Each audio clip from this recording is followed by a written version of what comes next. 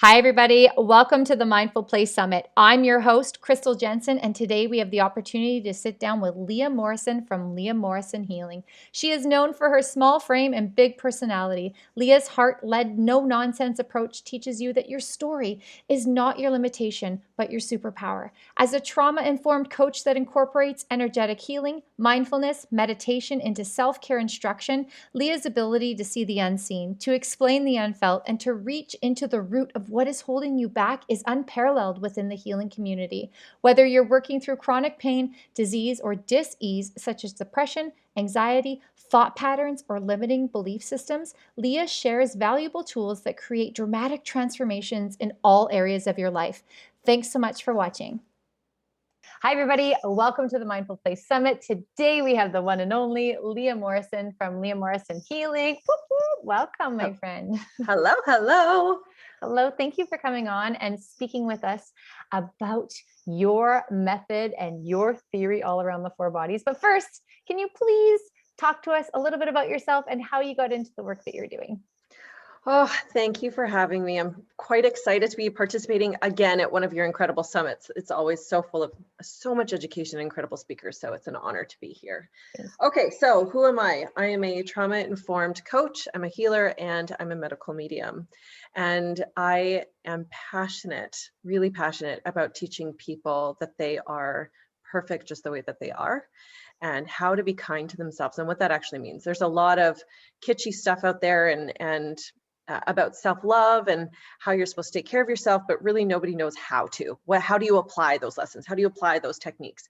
And so I work with people through heavily distressful moments in their life or recovering trauma, recovering addiction, and teach them that they are not who they've always told that they've been, and that their story, because we all have a story, is not their limitation, but actually a momentary pause in life where they get to climb into somebody that they want to be. And so I teach them how to move through all of that.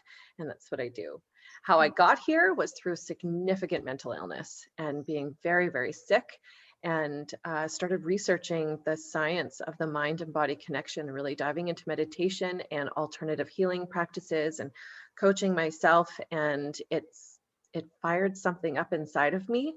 And I just want to be a seed planter along the world and hopefully spread all of my good juju love.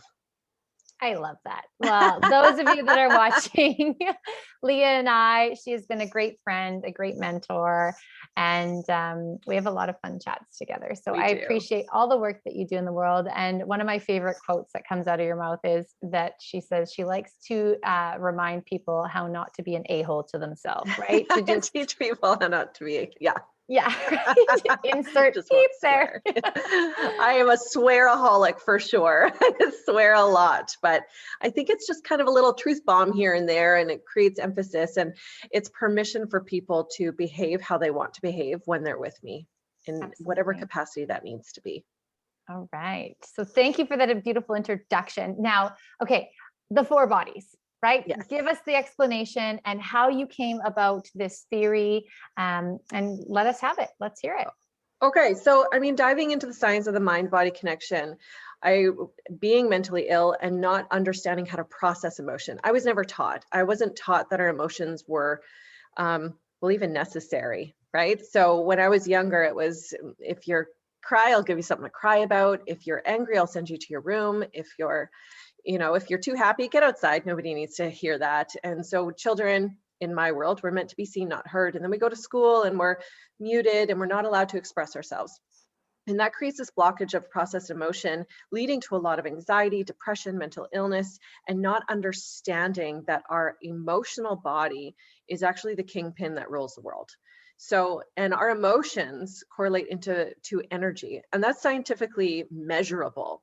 So they've just in the last 15 years proven that Holocaust survivors' grandchildren carry PTSD within their genetic DNA. and they weren't even thought of. Their parents weren't even born yet. And so when we look at generational trauma, we look at generational stress, how do we actually translate that where we are living our best and healthiest life? And so moving through all of the experiential trauma that I've been through, but then also the educational training to help people move through it, I came up with this theory of our 4 bodies. And it's about understanding our stress zones and how to work with them. And so I use my hands, so don't mind me when I use this. I like to be visual, and we're all very creative, and it connects those synapses within our brains. So we think about, we have our emotional body, we have our physical body, we have our mental or cognitive body, and then we have our behavioral body, which could also be referred to as your universal body, your spirit body, your connection to God, but it's really how we connect with each other. It's our communication level. And so we should be cohesively walking around with our bodies in, balance, but we're human beings and we're messy, and there's emotions flying everywhere, or there's no emotions flying anywhere. And we are taught through society to disconnect. As women and as men, we are taught we're too bitchy, or we're too emotional, or a man, don't cry, that makes you too woman. Well, there's nothing wrong with any of this, and recognizing that our emotional body is actually our courage is a game changer for a lot of people. Vulnerability is actually the most courageous type of conversation you can have, and it allows you to connect into mind body. So when we think about our bodies, we should be like this. And our emotional body comes up, and we are thinking about, how do I feel today? When was the last time you actually checked in and said, how do I feel, Crystal? How do I feel today? We don't do that. We recognize bad emotions and bad feelings, even though there's no such thing as bad emotions. We recognize the negative stuff. We recognize when somebody cuts us off in traffic and pisses us off. We recognize when we're irritated with our children, or a family member is breaking a boundary or crossing a boundary. We recognize all that stuff, but we don't pay attention to it. We don't pay attention to our stress, our emotional distress. And so what happens is that our emotional body is trying to tell us, hey, you need to take a break. You need to calm your body. You need to calm your brain. You need to stop and pause for a moment. But there's so much accolades out there for being busy, and it's really destructive. So our emotional body will disconnect from itself. And what comes in next is our physical body. That's the second body. And our physical body is like the bodyguard to the emotional body. So when we don't listen to our emotions, our feelings, we don't understand them or process them, our physical body's like, all right, here's a headache. Oh, you're stressed? You're not eating? Why aren't you eating? There's a headache. Oh, you're not drinking enough water? Why aren't you drinking enough water? There's a headache. Oh, you're tense and you tripped and fell. Why are you tense and tripped and fell? All of that leads back into our emotional body. Our emotions rule 100% of our physical dis-ease.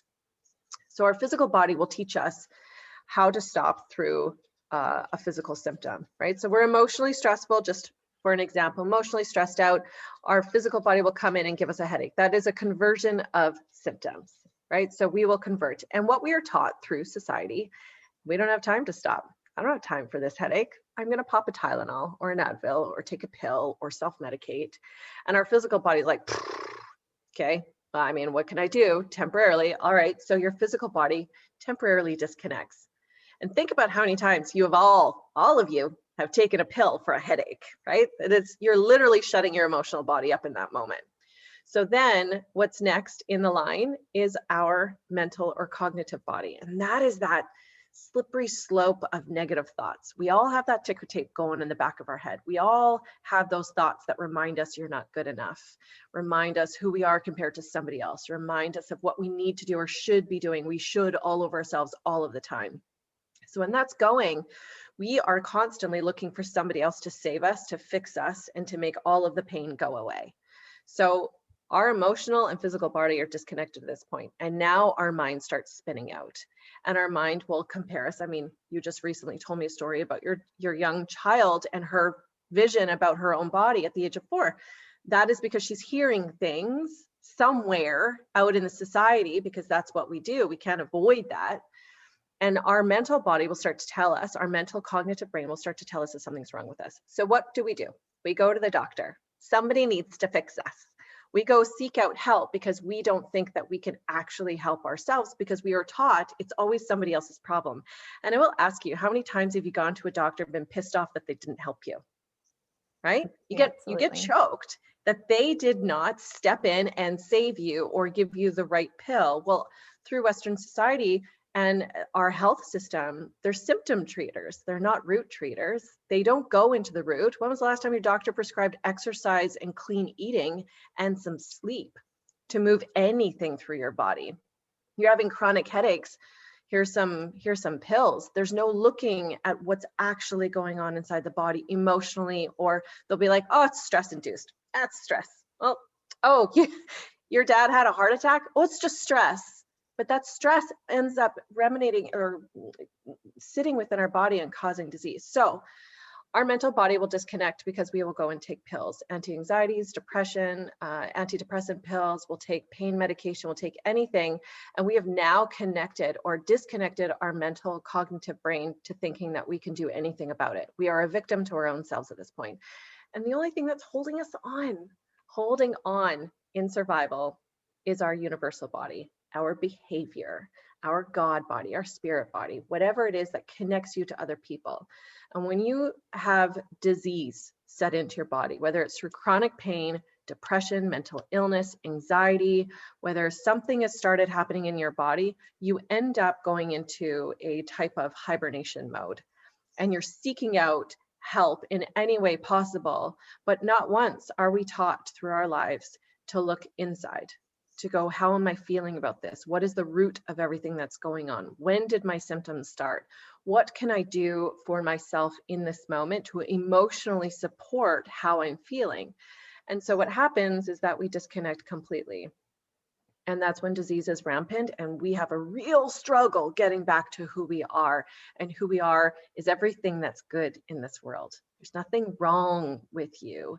It's just now you're so disconnected, you can't find your way in. And maybe medication, maybe therapy, maybe all of this stuff will help you temporarily connect. And you'll be going along for a couple months, a couple years, fantastic, until something big happens, a trauma response, and you'll disconnect again. And then you got to scramble your way back in. But if we can actually get to the root, the emotional body, that energy that started it all, and really remind ourselves of our goodness and our love, and teach ourselves how to live and reparent ourselves in a way that we feel safe in our own mind, safe in our own body, then everything connects. And then you have a better fighting chance. So when you're connected emotionally to your mind and your body and your spirit, when something happens, a trauma response, you're connected. You have the resources and foundation to help yourself pull through. And that's this belief, this is a theory that it came up with to really explain to people how they get from point A to point B. And then they're finally at this point where they're like, oh, I don't know what to do. That's when I come in. I'm the last resort. You've done talk therapy, you've done medication, you've done all the scans, you've done all the doctors. Now let's put it all together. So I bring up a real holistic approach where we connect mind, body, spirit, but really focusing on the emotional body, and not necessarily about climbing into the trauma. It's about what are you doing every day that will create an impact for the rest of your life, and what is sustainable in stress management in a fun way. You know, like doing the sprinkler in the kitchen when you're cooking. Stress management You go somehow. grocery shopping while you're cooking too, right? It's like I'm right sorry, here. but I was grocery shopping and the music that came on was stuff that I used to dance to the club in. I'm like, am I that age? I hit that age. But I had fun doing it, right?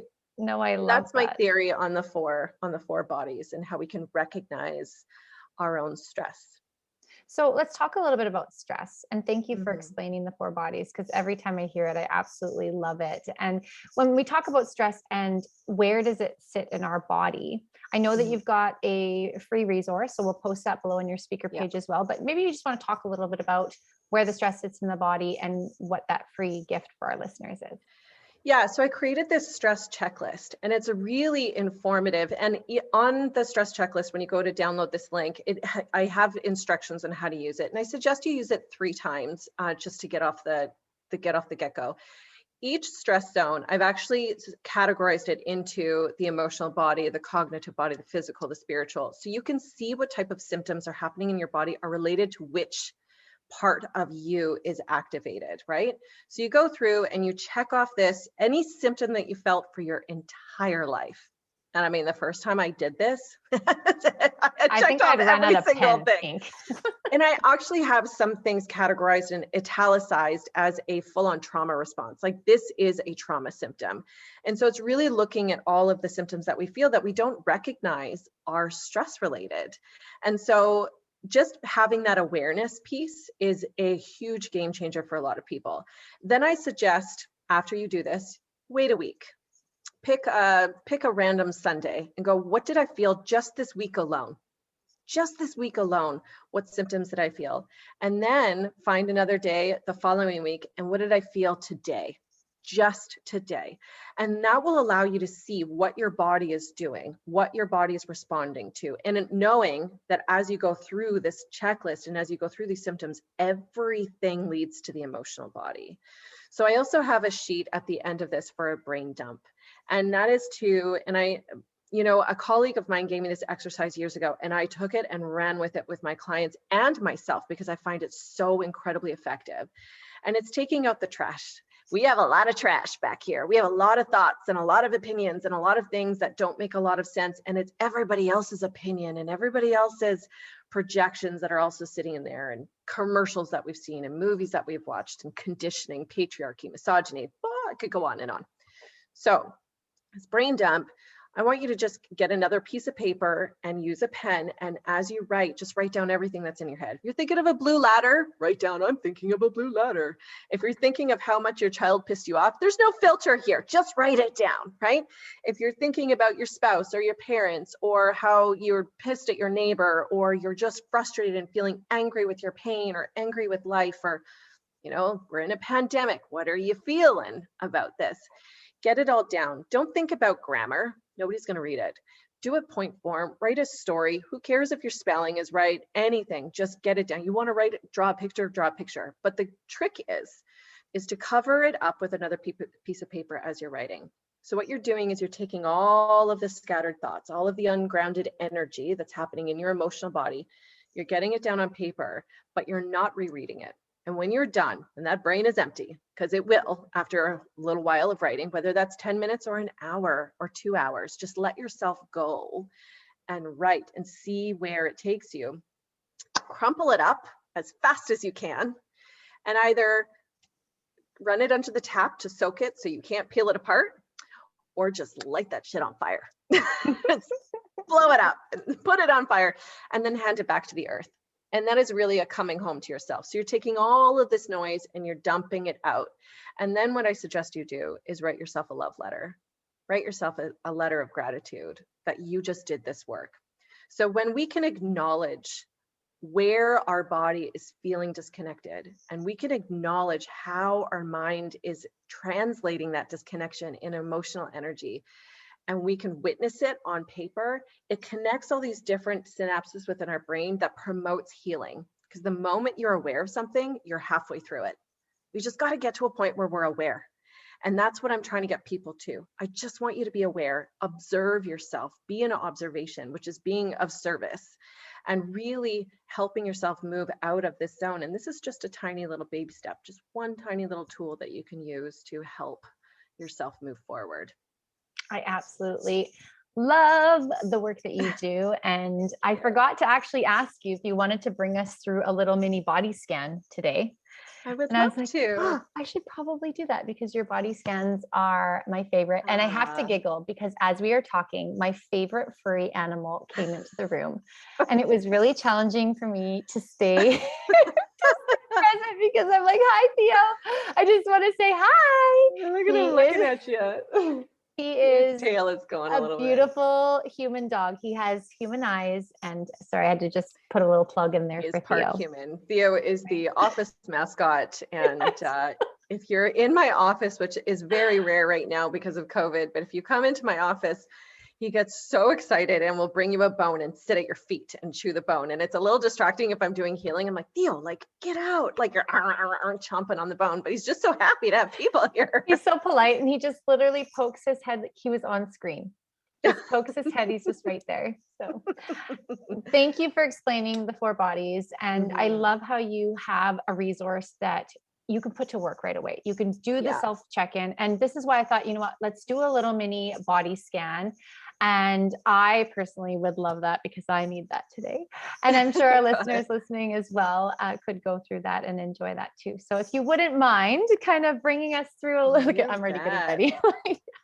All right, let's get. I will precurse this by saying my blinds are open, and if there happens to be a dog or person walk by, Theo's going to get a little bit barky. So That's okay. just go into this meditation knowing that allow the sounds in and allow the sounds out. So we're going to get nice and comfortable. And when we do any form of a body scan, I'd really encourage you to either lay down or sit with your feet flat on the floor. Allow your shoulders to roll back, straighten that spine up, opening your palms on your thighs and making sure that there are no body parts or limbs that are crossed. And this is to allow the energy to move through from the crown down to your feet and back up again. And as we get started, we're going to gently close our eyes and we're just going to take a couple deep breaths and just really centering ourselves, allowing yourself to release your day, integrate your day, welcome your day, and really feel into your body. And perhaps you'd be inclined to, on your next exhale, just let it all out with a deep sigh if you feel that that would be good for you. And really filling your body beautiful, filling your belly with air, and noticing the expansion as you breathe, noticing the skin stretch across your ribs and your belly as you fill yourself with your breath of life. And notice the skin retract as you release into your body. Really feel where your breath comes in. And notice at the transition of the inhale and the exhale, if you feel like you want to pause, give yourself permission to breathe how it's comfortable. If breathing deeply creates any form of tension in your body, give yourself permission to breathe a little bit shallow. It's okay to meet yourself exactly where you are in this moment, because your breath is a hug on the inside. It's meant to comfort and support, not to push or challenge. Feeling that breath.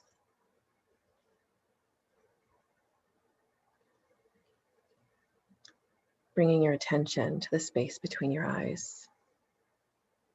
Feel the softening.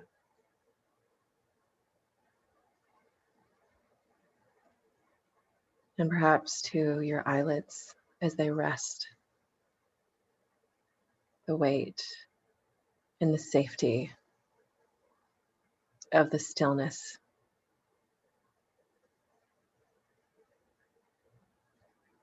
And removing your tongue from the roof of your mouth if that's where you find it. Feeling the air move down your throat. And as we move into your neck, allow yourself a moment to just roll your neck. Really feel the stretch.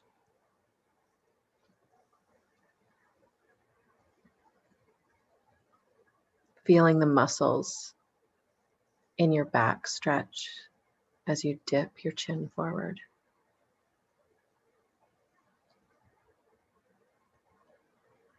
And as you move down in your awareness to your shoulders, take a deep breath in, roll those shoulders back, and release as they drop onto your back with relaxation.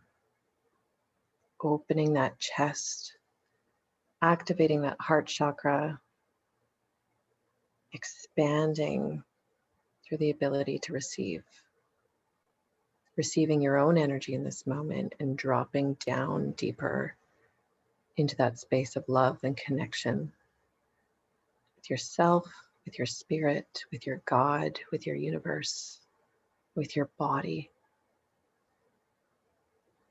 Going further down into your belly, expand, pushing your stomach out as much as you can with your inhale. And as you exhale, bringing that spine right to your belly button, activating your core and relaxing as your hips sink deeper into your seat or onto the floor, the bed, wherever you find yourself. Feel the rooting of those hips. They have carried you so far in life, holding you up, sitting you down, resting. We hold so much energy through our hips and our tailbone as we root into a foundation of safety. It's important for us to feel that love, that hugging from the inside as you release and relax into the density of your body. Feeling that density creep down your thighs, your bones, your ligaments, your muscles, those tendons, the bend of your knees. And perhaps you want to take your hands and place them gently on your thighs and feel the textures under your fingertips.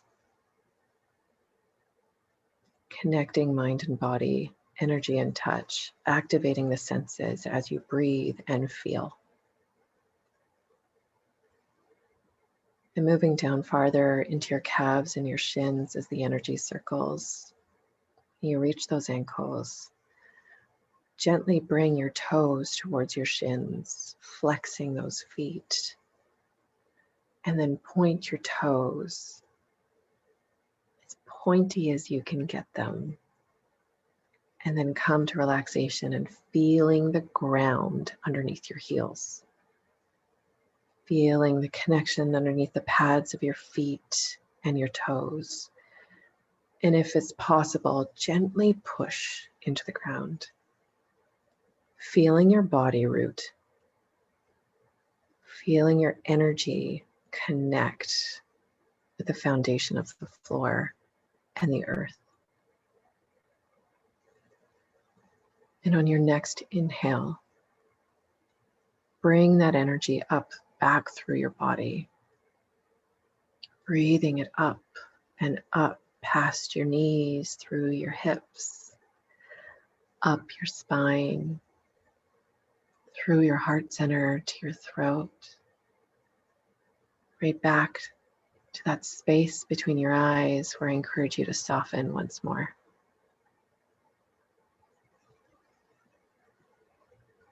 Pushing that space right into the crown of your head, the follicles of your hair, the softness of the energy around you that you have just grounded and connected. And take a nice deep breath in.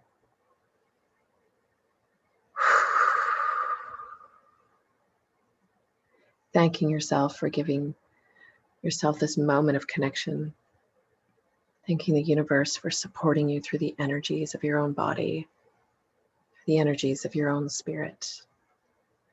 Connecting into your emotions with love and honor for the process of this beautiful vessel that carries you through every day. Gently placing a smile upon your face. And when you are ready, you may slowly blink open your eyes.